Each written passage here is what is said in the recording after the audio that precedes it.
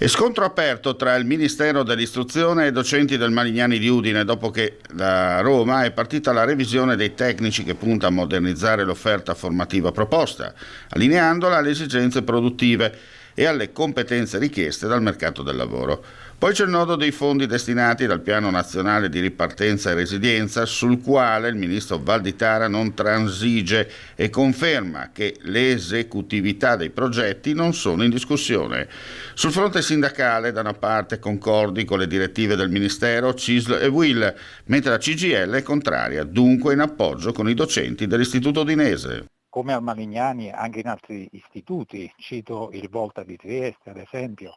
e anche in queste ore ci stanno giungendo segnalazioni da altri istituti, il malessere c'è e certamente non può essere liquidato con le accuse anzi con un tentativo di delegittimazione portato avanti dal ministro Valditara in persona stamattina, ad esempio. Per cui questi sono docenti, sono loro che rendono possibile, no? Assieme ai ragazzi e agli studenti e alle studentesse,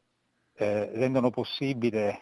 che l'istruzione tecnica della nostra regione sia effettivamente di qualità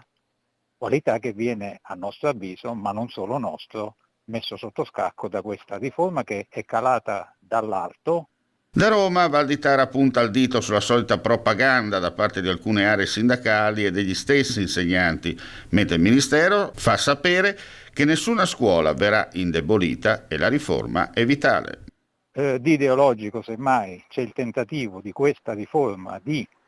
torcere il sistema tecnico di istruzione pubblica dall'azienda all'azienda e noi ci impegneremo, assieme a quanti vorranno percorrere questo pezzo di strada che è effettivamente in salita,